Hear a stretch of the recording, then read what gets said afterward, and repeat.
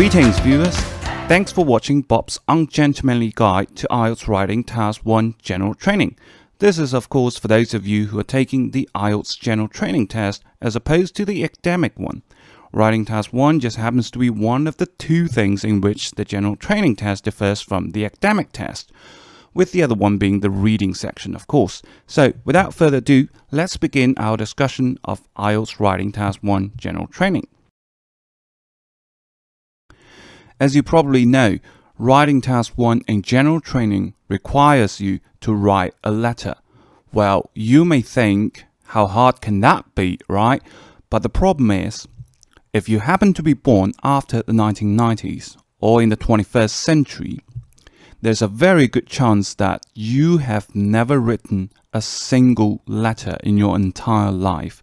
And the only letters you may have received are probably just credit card statements from the bank, which you never really paid any close attention to except the numbers in it. So it's very likely that you have no idea how a well-written formal letter should look like. For instance, how to address your recipient, how to begin and end your letter, how to write the complimentary closing or sign your name. All of these will be covered in this video.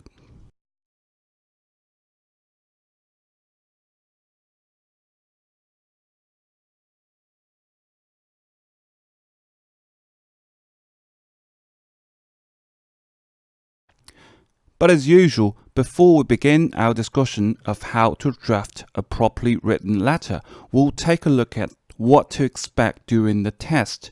This is how the Writing General Training Task 1 would look like on your exam paper. First, it says Writing Task 1, and then you should spend about 20 minutes on the task. That's pretty self-explanatory. Then the real thing, the task itself.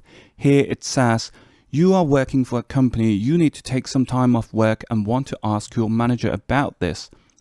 Let's call this the background of your letter, the reason for writing your letter. Then it will say, write a letter to your manager. This will be the actual task. Pay particular attention to whom you're writing to, or the recipient of your letter. In this example, it is your manager. In other cases, it might be somebody else. Whom you're writing to is extremely important because it will determine how you address your recipient as well as the formality of your style. We'll discuss this in detail later. Then, there would usually be 3 bullet points. These are the things you'll need to cover in your letter. We'll just call them the key points. Of course, these are very important too. Then finally, it'll say write at least 150 words, do not write any address, and how you should begin your letter. These words will always be the same, so you only need to read them once. Now, as you can see, the really important stuff is the chunk of words in bold here in the middle. They are the background, who you're writing to, and the key points you need to cover.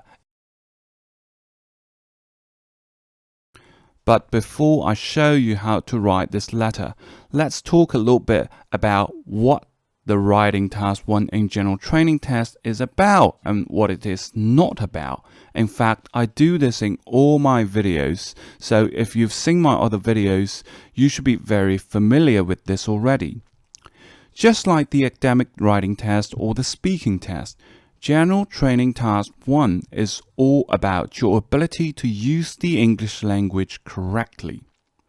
Because the examiner is only interested in how familiar you are with the English language and how well you can use it to express yourself properly.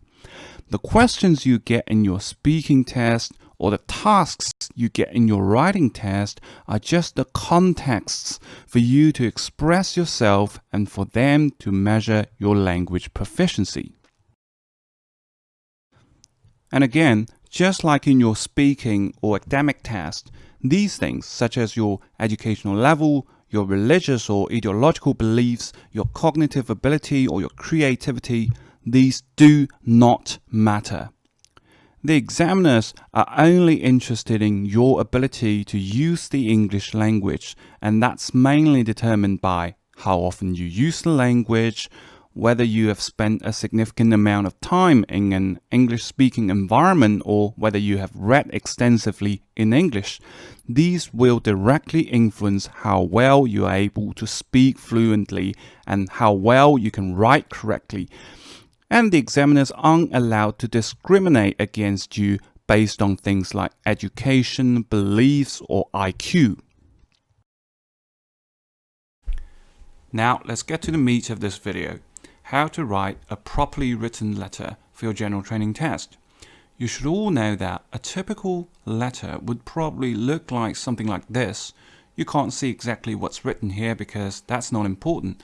I want you to first pay attention to the structure and the various components in this letter. The first line is called the salutation, in which you're simply addressing your recipient.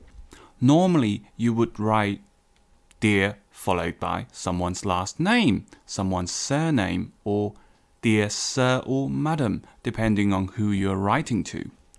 Of course, at the end of your letter, you give a complimentary closing, something like yours faithfully or yours sincerely, then you sign your name.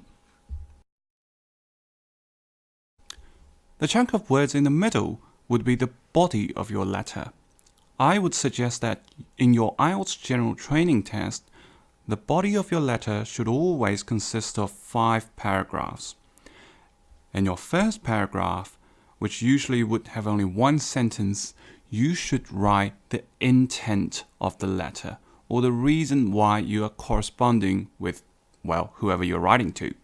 For instance, I'm writing to notify you of something, or I am writing to apologize for something I did. Then the second, third, and fourth paragraphs of your body should correspond to the 3 key points given in your exam. You'll always get 3 key points in your exam, and therefore you should always write 3 paragraphs, each covering one of the key points. And finally, before you end your letter with your closing and name, you should have a last sentence, usually something like thanking your recipient for reading the letter and giving them your best wishes. Or you may want to say you look forward to receiving their replies and so on. So these are the essential components you must have in your letter. The most important part, of course, is the body, because this is where you'll be writing a lot and the examiner really gets to know how good your English is. I would advise that you cover the 3 key points using 3 separate paragraphs to make it easier for the examiner to see that you have covered all of them. Next, we'll quickly go through the different types of letters you'll be writing, as well as how you must change the various components in your letter depending on whom you're writing to.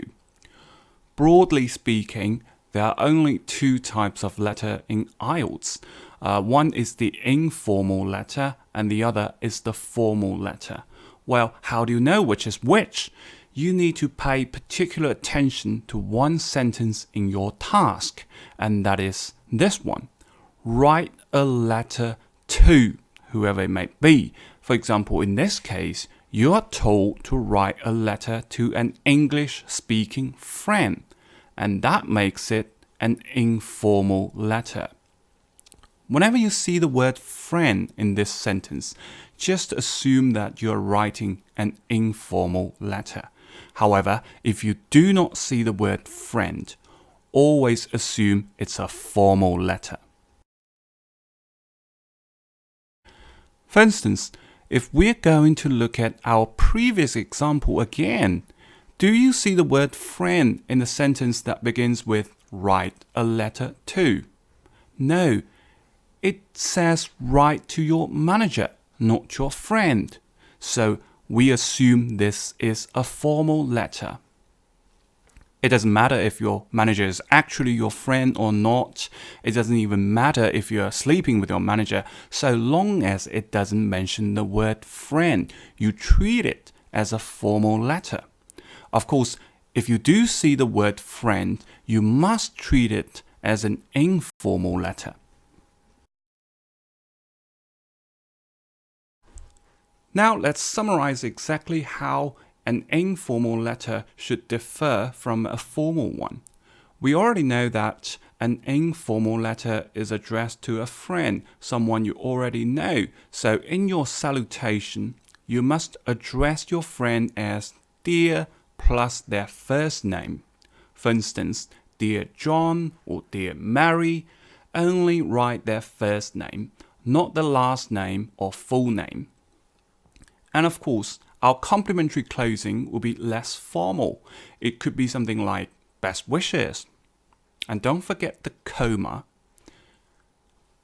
And when you sign your name, you should sign your first name only. For instance, Bob or Danny. Formal letters, on the other hand, can be a little tricky. Sometimes it could be addressed to someone you know, for instance, a letter to your manager. Obviously, you should know who your manager is. That's why in your salutation, you write the recipient's title and last name. For instance, you could use their social title, Mr. or Miss. So, Dear Mr. Smith or Dear Miss Smith. Or if they have a professional title, you should use it. For instance, Dear Dr. Singh. Remember to use their last name after their title, not the first name. But sometimes a formal letter may be addressed to someone you don't know. For instance, write a letter to the insurance company. Well, it didn't say whom in the insurance company or just the company. So we're going to assume we're writing to somebody that we do not know at the insurance company. You may ask, well, how do I know? Well, this is where you'll need to use your common sense to make a judgment call. Typically, if you're told to write to an organization or a government agency, and if the question doesn't specify which person in this organization you're writing to, you should assume it's a letter to somebody you don't know. We don't know who is going to open a letter. We don't know who's going to read our letter. This is why we should always begin this type of letter with Dear Sir or Madam. No exception. And remember to capitalize the first letter in the word Sir and Madam. For the closing, if you're writing to someone you know, always write yours sincerely. Remember to capitalize the first letter Y and don't forget the comma at the end. If you're writing to someone you don't know, always write yours faithfully. Again, don't forget to capitalize the first letter Y and the comma at the end of it. Finally, when you write your name at the end of a letter, so long as it's a formal letter, doesn't matter if it's for someone you know or don't know, always write your full name. That means your given name followed by your family name. For instance, Robert Baratheon or Daenerys Stormborn of the House Targaryen. Whatever your full name is, you don't have to write your real name. Just use some generic made-up name like John Smith will do. Once we've gotten these small details out of the way, let's now turn our attention to the real difference between a formal letter and an informal letter, and that is the level of formality. Formality would obviously be a huge topic by itself. It has to do with a whole range of different things, such as your choice of words, the tone of the language, and the structures of the sentences you use. It'll be impossible for me to cover this topic in its entirety in this short instructional video, because formality is something that would require a whole book to fully explore. So I'm just going to highlight some very simple do's and don'ts.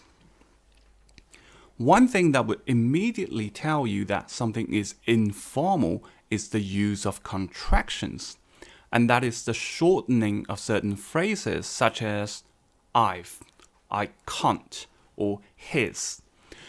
You should always use contractions whenever possible when you're writing an informal letter. And when writing a formal letter, you should never use them. Always spell everything out. For instance, I have, I cannot, he is or he has. Obviously, I don't know if you're comfortable with using contractions in your speaking or writing, but in IELTS, you need to know that the only time you should be using contractions is when writing an informal letter. And of course, during your speaking test, these are the only times when you should be using contractions. In your academic writing test or when you're writing a formal letter, always spell everything out. The other thing is that some people seem to have difficulty differentiating between contractions, abbreviations, and acronyms. Contractions are the shortening of phrases using apostrophes, which makes things sound more casual and personal, such as the examples given here. These are not okay for any of your formal writing, but they are okay for your informal writing or speaking. Abbreviations are slightly different. For instance, we often simplify certain phrases by using its Latin initials, such as e.g. for example, i.e., it is for in other words, or etc., etc. for and so on. These are perfectly fine for both your informal and formal writing. Also, St. Petersburg is often written as St. Petersburg. It's already an accepted form of abbreviation, so it's fine as well. And of course, all the social or professional titles, such as Doctor, Mr., and so on, are usually abbreviated by convention. The last category are acronyms. These are the shortened forms of phrases by capitalizing the first letters of the words that form the phrase. This one is a bit tricky. For those acronyms that are already in common use, such as CEO, UN, IBM, FBI, CPR, anyone living in the 21st century wouldn't have any problem understanding them. So obviously, it's perfectly fine to use them in both your formal and informal writing. But for acronyms whose usage is largely restricted to certain professional domains such as ECG, PICC, SDLC, DDP, these are probably readily accepted and understood by people in some professions, but not everyone else. So you should avoid using them in your writing at all, whether it's a formal or informal letter.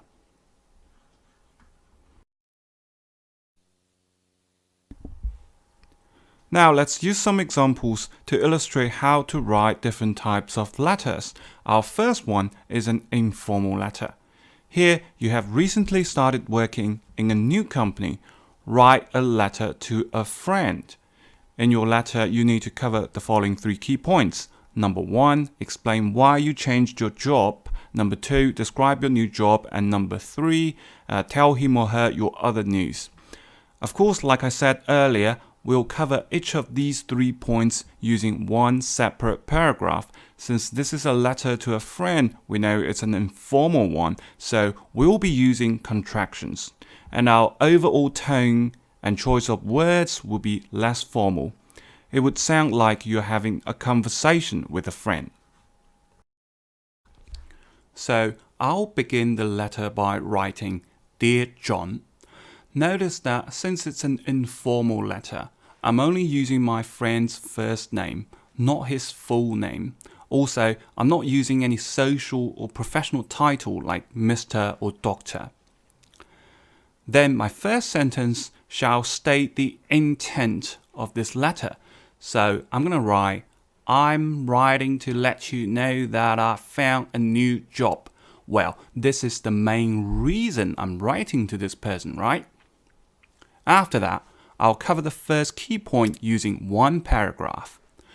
The first key point is to explain why I changed my job. So I'm going to write, I'm so sick and tired of working as the CEO of Google after all these years. It just felt like nobody showed any appreciation no matter how hard I tried. So I finally decided last week that enough is enough, and I found myself a new job at Starbucks. As you can see, it's a very simple and brief explanation for why I decided to change my job, but you do have to use your imagination here. Obviously, you need to decide what your old job is and what your new job is. You probably have had only one job in your real life, or you probably have never had a job in your real life, but you need to make up a story here. If you've actually had the experience of finding a new job, obviously that would be easier for you. But if you haven't had similar experiences in life, your common sense and your imagination will be really helpful here. In this example, I explain why I quit my job as the CEO of Google and became a barista at Starbucks. Obviously, there's no way that I could have been the CEO of Google, but again, nobody really cares what you did before, and the examiner most certainly doesn't care. So I wrote that just to make it sound funny. In the next paragraph, I need to describe my current job. So I'm going to write, being a barista has always been a childhood dream of mine, and you know what? It's exactly what I thought it would be like. Every day, I make coffee for customers, and they all thank me for a job well done. This really gives new meaning to my life, and I'm really glad that I made this important career transition. Again, that's just a very simple description of my new job. Well, there really isn't much you can say about being a barista, right? So I ended the paragraph by saying that I am really happy about making this career transition. Next, I need to tell my friends some other news. So it's going to be something else that's not related to my new job. So what else can I write about? Well, I have told him about my career. Probably I'll just tell him something about my relationships. So I'm going to write, by the way, because I'm now moving on to a different topic. So, by the way, Jessica is leaving me again. Now, you don't have to know me really well to tell that Jessica must be my ex-girlfriend. Then I continued by saying that, I know this isn't the first time, but I think this time she actually means it. Fortunately, I've got my new job to keep me busy, so I won't cry this time. That's about it. I should have already had something like 150 words, so let's not make it more complicated than it needs to be. My last sentence will usually be thanking my recipient or wishing them well, but I'm writing to a friend of mine here, so I shouldn't be too polite. So I'm just going to write, well, that's it. Tell your mom I love her and take care of yourself. Then I'll end my letter with a less formal closing, best wishes, and sign my first name only, Bob. This would complete my letter. As you can see, I covered the 3 main points using 3 different paragraphs. It would be very easy for the examiner to check if I have addressed all the requirements of the task. Also, the overall tone of the letter is casual because this is an informal letter addressed to a friend of mine. Many of the phrases and expressions such as enough is enough, you know what, by the way, these would not be appropriate if this had been a formal letter.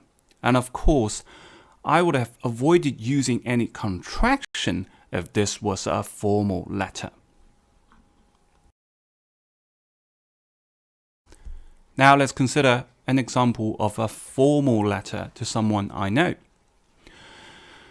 I'm working for a company, I need to take some time off and want to ask my manager about this.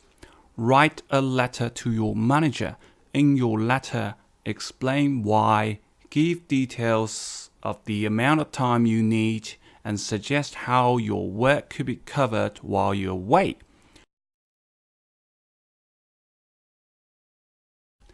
Since I'm going to be writing to someone I know this time, well, obviously I know who my manager is, so I'll begin my letter by writing, Dear Mr. Johnson. You always begin your letter with Dear no matter who you're writing to, and here Mr. is a social title and Johnson is my manager's last name. You just have to use your imagination and choose a normal family name here. Then I'm going to state my intent. I am writing to request some time off work next month to attend a video game competition in New York. The first thing you should notice is that I'm not using contractions here. I wrote I am instead of am. Obviously, I need to find an excuse for taking the time off. So once again, you need to use your imagination and come up with something like an event, a wedding, or a funeral, or something else that justifies this request. In this example, my reason for taking time off work is to attend a video game competition. My next paragraph is going to cover the first key point, which is to explain why I need to take time off. So I'm going to say, as you probably have heard, I play video games competitively in my free time. That means I don't just play video games for fun or entertainment. Instead, I compete with other players and treat it like a sport.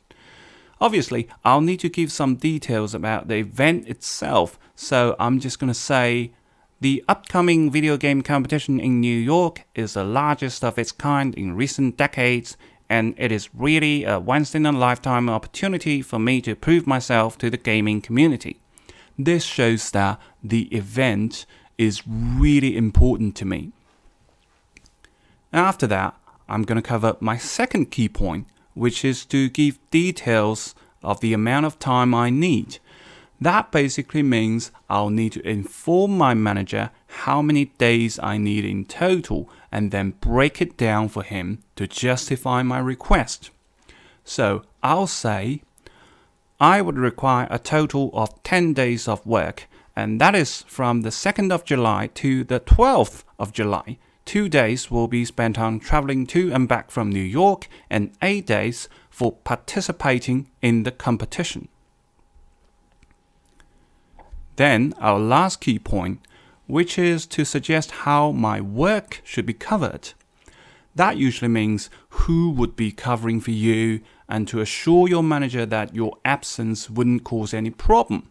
So I'm going to say, during my absence, my work can be covered by Dr. Freeman. Here you just have to invent a name for a colleague of yours. Then to put my manager's mind at ease, I will say that I understand you may have concerns about his competency. Competency means his ability to do his work. But I assure you he is well qualified to do everything I do. Finally, my last sentence is just to thank my manager for taking the time to read the letter and consider my request. So I would write, I thank you for your time and look forward to your reply. This is almost like a standard, generic last sentence you can use in any formal letter. Then my closing would be yours sincerely, because I'm writing to someone I know. And I write down my full name at the end. That means my first name plus my last name. It's all fairly simple and straightforward. Would my manager actually allow me to take the time off? Well, that's really not my concern here. Would I be able to keep my job when I'm back? Well, I doubt it, but again, that's not my concern here. My concern here is just to write a presentable letter using correct English so the examiner thinks that my English is good enough. As you can see, writing a formal letter isn't too complicated either. Of course, there are certain rules to follow, like using the right salutation and closing, but I would say the most challenging part here is to really come up with the story in the first place. If you have never written such letters before, obviously you'll need to rely completely on your imagination to create your story.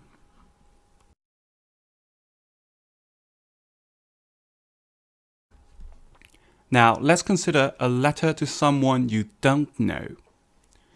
Here, you lost a valuable item during your travel, but it's covered by your insurance, so you're writing a letter to the manager of your insurance company. Well, you may or may not know who the manager of the insurance company is, but I'm just going to assume that I don't know this person because, well, it's true that I don't know anyone at any insurance company.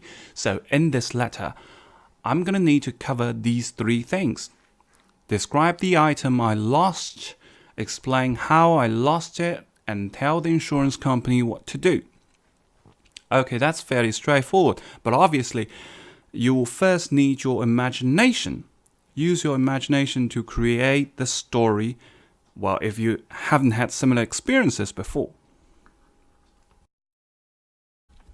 Now, the letter itself, I'm going to address my recipient as Dear Sir or Madam this time because I don't know whom I'm writing to.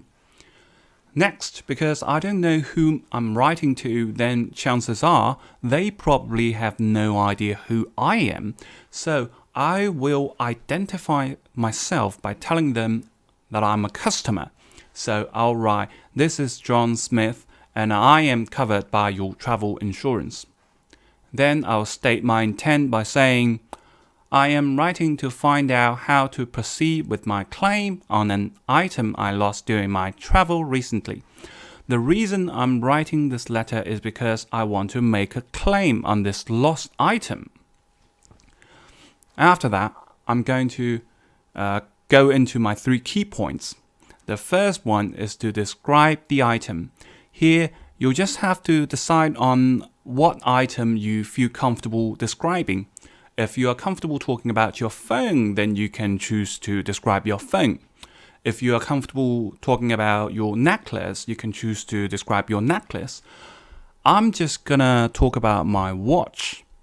So I'll write, the item I lost is a limited edition 24K gold Rolex with 12 diamonds and 4 rubies embedded in the wristband. It's very easy to identify because only 10 such watches were ever made. The market value of the watch is estimated to be around 240,000 US dollars. That's a fairly detailed description of the item. Then I'm going to have to explain how I lost it. So basically, I just have to tell a story. I'm going to say, I lost it when visiting Rome last week in the afternoon of the 7th of September to be exact.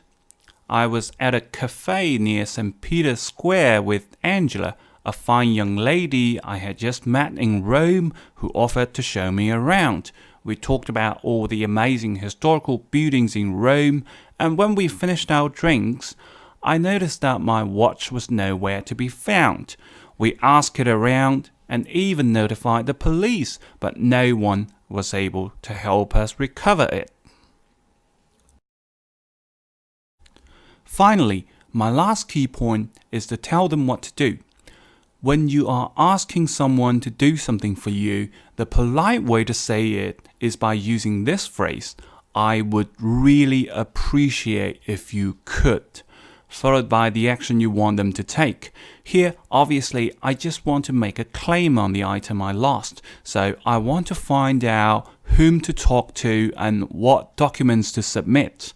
So I wrote, I would really appreciate if you could direct me to the person in charge of processing my claim and let me know what documents I need to prepare for the claim to go through. My last sentence will be just a generic one. I thank you for your time and look forward to your response.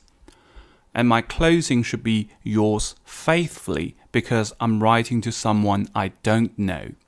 Essentially, if you begin your letter with Dear Sir or Madam, your closing should always be yours faithfully.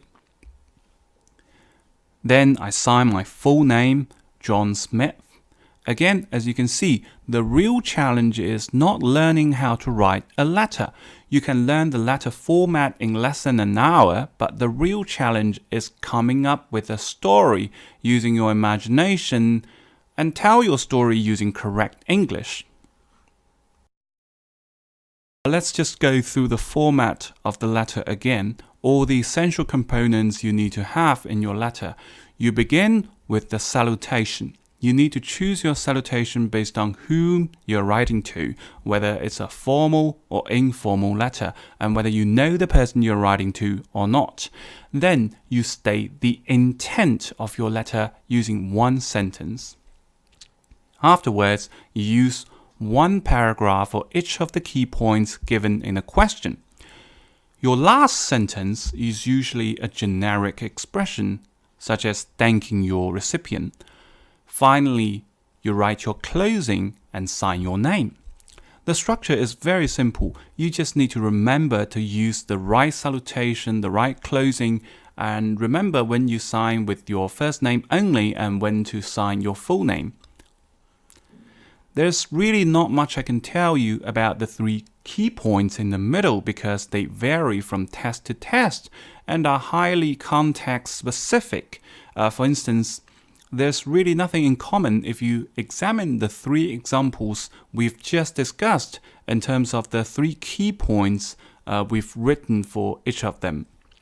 You'll just need to use your imagination to create your story and select what you feel most comfortable talking about. But for the intent and last sentence, there are some general rules we can follow.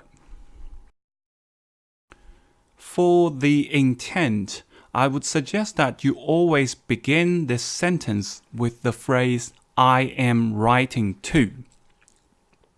When you are writing to a friend, most likely you'll just be telling him or her what's going on in your life, giving them an update of your life. So normally you could just say, I'm writing to let you know that, followed by a sentence about what happened. For instance, I'm writing to let you know that I've just been released from prison. But formal letters are usually written for a variety of purposes. We can sort of classify them under these general categories. There could be letters of apology, in which case you would be saying, I am writing to express my most sincere apology for doing something. For instance, for poisoning your dog if you accidentally poisoned your neighbor's dog. Or you could say, I am writing to convey my deepest regret for ruining your birthday party if you happen to have done something stupid at someone's party. Then there are letters of gratitude in which you thank someone for doing you a favor. So you could say, I am writing to express my heartfelt gratitude for your help. Or I am writing to convey my appreciation for your assistance in saving my dog, for instance. Sometimes you may be writing a letter to inform someone that something has happened or to report a problem to your local authority, in which case you would begin your letter by saying, I am writing to inform you that. For instance, I'm writing to inform you that your application has been rejected. Or maybe you have seen a ghost in your neighborhood and you want to report the incident to the police. And you may say, I am writing to bring to your attention the ghost apparition in my district. Apparition means appearance or manifestation. There are also times when you need to write a letter of complaint. So you could write, I am writing to lodge a complaint against a fellow resident in my building if someone in your building is playing loud music every night. Or you could say, I am writing to express my dissatisfaction with the service in your restaurant or in your shop. Because when you complain, it's usually because you're not happy or satisfied with something. And of course, you may need to write a job application or a school application letter, in which case you may begin your letter with, I am writing to apply for something. For instance, I am writing to apply for the position of chief engineer in your company, or I am writing to express my sincere desire to join your organization as a technician. Finally, there are these letters of inquiry or request, which basically means you write to seek information. So you may begin these letters with, I am writing to inquire about the status of my loan application, or I am writing to find out about how long it would take to process my claim. So basically, you can just memorize all these sentences and use them accordingly during your exam.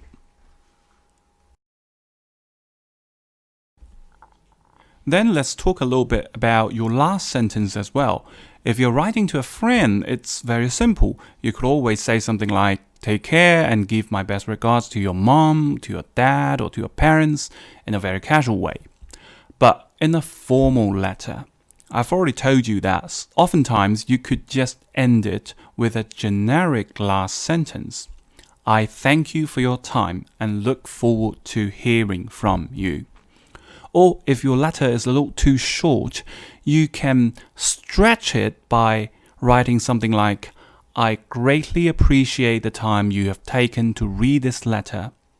Or I greatly appreciate the time you have taken to consider my humble request and eagerly await your response. Please feel free to contact me should you require any additional information. This would obviously make your last sentence much longer. These two generic sentences would be appropriate most of the times for these types of letters. For instance, if you are informing someone or reporting something to someone, or complaining about something, or applying for jobs or schools, and for your general inquiries, of course. But they wouldn't be appropriate if you're writing to apologize to someone or thank someone. For apology letters, normally at the end, you want to once again say how sorry you are. So your last sentence should be something like, once again, I sincerely apologize for what I have done and beg your forgiveness. Or if you prefer the longer version, you may say, again, I am deeply sorry for the inconvenience or distress or pain caused by my mistake or misconduct or misbehavior. Of course, you choose the one word depending on the severity of the situation. Then you promise that you won't make the same mistake again. So you write, and I swear on the graves of my ancestors that it shall not happen again. Similarly, for gratitude letters, you want to express your sincere appreciation again at the end. So you may say, again, I greatly appreciate the assistance you have provided. Or the longer version, once again, I am grateful for your help, and please do not hesitate to contact me if you ever find yourself in need of a friend. Again, you can just remember these sentences and choose the most appropriate one depending on what kind of letter you're writing or who you're writing to. I'm not saying that these are the only sentences you can use. You can certainly come up with your own ways of writing your intent and last sentence, but if you're too lazy to do that or don't feel confident that your version would be 100% correct, you can use the sentences I have written for you here. Now that we've gotten these little things out of the way, let's look at some more examples. The The first example is an apology letter. Your neighbors have recently written to you to complain about the noise from your house or flat. Write a letter to your neighbors. In your letter, explain the reasons for the noise, apologize, and describe what you'll do. Obviously, this will be a formal letter to someone you know. So, I'll address my recipients as dear neighbors because I'm addressing perhaps a group of people as opposed to just one neighbor. Then my intent, I'll say, I am writing to express my sincere apology for the noise from my house last night. I'm just using one of the set phrases I showed you earlier, and of course, I changed it a little bit for the context. My next paragraph should cover my first key point, which is to explain the reason for the noise. Again, you have to use your imagination to come up with the story. I wrote, first of all, please allow me to explain what happened. Yesterday afternoon, the carpentry tools I ordered from the internet finally arrived. Amidst the excitement of being able to begin my project, I lost track of time and worked through the night and did not realize what a horrible mistake it has been until the next morning. That explains why there was noise coming out of my house the night before. Then I'm going to apologize. Pay close attention to this paragraph because it is something that you can use in almost all your apology letters. I understand this explanation cannot justify my behavior, and in fact, no explanation can. I am truly sorry for what I put you all through, and I fully understand that what I did was completely unacceptable under any circumstances. It actually sounds pretty sincere. In the next paragraph, I'll describe what I will do. What would you do in this situation? Well, normally you just promise to never produce any noise again. So I wrote, I hereby solemnly swear to never produce any noise after 9 p.m. again. But I'm also truly sorry for what I did, so I've decided to compensate my victims. So I'll continue by writing, and to compensate you for the trouble I have caused, I'm giving each one of you a latest model noise-cancelling headphone priced at $499 each. I will be delivering these headphones to all of you later today. I think that will definitely make my neighbors think my apology is genuine. My last sentence would be just, once again, I am deeply sorry for what I have done and beg your forgiveness. That's just the generic last sentence we discussed earlier for this type of letters. I then end my letter with yours sincerely and my full name, John Carpenter. So that's basically how an apology letter is written. The only thing I want to highlight is that you can use this as a template for all your apology letters. You just have to modify the parts in dark green based on the question you get. And everything else should be fine for any other apology.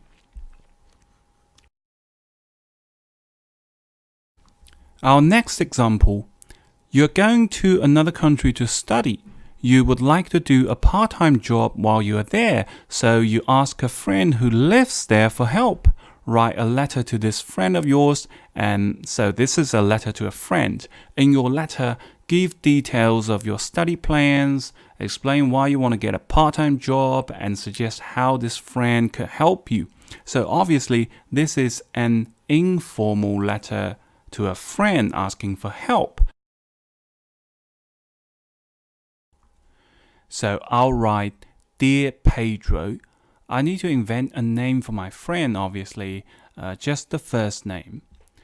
Then I write my intent. I'm writing to let you know that I'll be coming to Barcelona in July to attend an MBA program. So I'm writing to my Spanish friend Pedro to tell him that I'll be coming to Barcelona. Then I need to describe my study plan. I'll write, the program is a standard 2-year MBA program, and I'll mainly be studying at the main campus of the University of Barcelona. Occasionally, I'll also go on short study trips to other cities in Spain. The program itself isn't very intensive. I'm only required to attend classes 2 days a week, which means I'll have tons of free time. Notice that I've used contractions wherever I can, and the overall tone of the language is very casual. I've never attended an MBA program, so I'll just have to imagine what it will be like. In my next paragraph, I need to explain why I want a part-time job, so I wrote, therefore, I'd really love to find a part-time job while I'm there. Working part-time will not only help me better understand the business culture in Spain, but also allow me to apply my learning in real-life business scenarios. You could also say you just want to make some extra money, but I don't want to sound too desperate. Then, I'm asking him for help, so I wrote, and I understand that your father has served on the board of the Santander Bank for over 3 decades, so I'm wondering if it will be possible for him to use his connections to help me get a job there.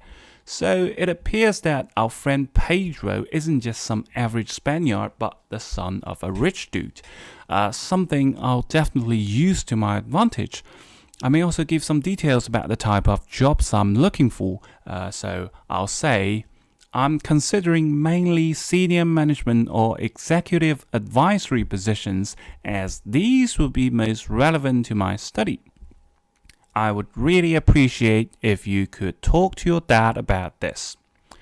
I'll then end my letter by saying, thanks in advance and give my regards to your father. Then, of course, my closing will be a casual one, for instance, cheers, and I'll sign my first name only. I'm pretty sure that Pedro will be pissed when he reads this letter, but that's really not my concern here. This is the ungentlemanly guide, remember? Okay, now, our last example. You and your friends ate at a restaurant to celebrate a special occasion, and you were very pleased with the food and service. Write a letter to the restaurant manager. In your letter, give details of your visit, explain the reason for the celebration, and say what was good about the food and service. So obviously, this would be a formal letter of appreciation or gratitude to someone you know or you may or may not know, but I'm going to assume that I know who the manager is. Let's call the restaurant manager Mr. Ramsey. So I'll begin the letter with Dear Mr. Ramsey. Then I'll state my intent. I am writing to express my appreciation for the excellent food and service at your restaurant. Next, I'll just cover each of the main points using one paragraph. First, I'll give details of my visit. So I'm going to say, I, together with several friends of mine, visited your restaurant for dinner last Saturday to celebrate the passing of Brexit bill in Parliament. Brexit means the UK withdrawing from the European Union. I'll also need to give some further details. So I'll say, there were 6 of us in total, and we ordered some of the cheapest dishes on your menu, such as potato chips, potato soup, and mashed potatoes. I think that's enough details. Then I'll need to explain why we celebrated. This feels kind of odd, but we have to write about it because it's mentioned in the task. So I wrote, the passing of Brexit is a monumental moment in history, a cause for celebration, and this is the reason why we decide to share our excitement at your fine establishment. I called his restaurant your fine establishment, which is just a nicer way to say your restaurant. After that, I'll need to say what's good about the food and service. So I wrote, being the poor immigrants we are, we were only able to afford the cheapest items on the menu, but to our delight, everything we ordered, even the cheapest and simplest dish was cooked to perfection. For instance, I personally have never tasted chips that are so crispy and juicy on the outside and so tender and creamy on the inside. Also, your employee, Miss Kinsley, who served our meals, was highly commendable for her professionalism and hospitality. So I have covered both the food part and the service part in this short paragraph, so it should be sufficient. My last sentence would be just to express my appreciation one more time. So I'm going to say, again, we are deeply impressed by the excellent standard at your restaurant, and we thank you for this wonderful evening to remember. Then to match my salutation, my closing should be yours sincerely, and I sign my full name, for instance, Andrei Kopchinsky, whatever it might be. That's all the examples I've prepared for this video. Next, I want to briefly talk about how you should prepare for your General Training Task 1 if you decide to take the General Training Test. First of all, you need to memorize the structure of a letter, obviously, including all the various components so that you don't miss anything that's important. Next, you should memorize the set phrases I've shown you earlier because they can be readily used for just about any type of letter you need to write. And lastly, if you want to be completely prepared for your exam, you should practice writing a minimum of 20 different letters. It would not just be a practice for your writing skills, but also a practice for your thinking. As you can see in all our examples, nearly every letter requires you to use your imagination to create a story and its associating details. General Training Task 1 really gives you a lot of freedom in terms of what you can write, but it's both a blessing and a curse. If you are not fully prepared or if you're not comfortable thinking in a certain way, you may get stuck trying to come up with a story, and before you finally begin to write, you may realize that 10 or 15 minutes are already gone. So in order to really finish this section quickly and efficiently, you do need to practice a lot. Finally, at the end of this video, I'll give you my final thoughts on the General Training Test. To be honest, I do think the Academic Writing Task 1 is easier to prepare. Why? Well, for starters, Academic Task 1 has limited range of topics that are somewhat predictable, whereas in General Training Part 1, you need to be prepared for all sorts of different topics that are completely unpredictable. Also, no imagination is required for your Academic Writing Task 1. You just have to duly report everything that's shown in the graph or diagram. That makes it easier for people who don't have much of a vivid imagination. There are also a lot more set phrases that can be learned beforehand for your Academic Writing Task 1, and if you have seen my videos for Academic Task 1, you should have known that it's very easy to write a neat and presentable answer in less than 15 minutes. So for those of you who prefer to take the easier Academic Writing Task 1, I would highly recommend my 6-hour crash course. It will give you all the tricks you'll need to crank out a high quality answer very quickly. But of course, if you love a challenge and decide to take the General Training Task 1, I've also prepared something for you, and that is my unscrupulous guide to IELTS speaking with loads of sample answers.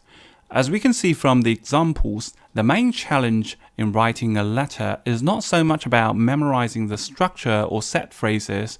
These are just the little things you can learn very easily. The real challenge is to have the vocabulary you need to handle a wide range of topics. If you purchase my IELTS speaking course, you'll have access to my sample answers to speaking part 2 and part 3 questions, which contains over 80,000 words in total.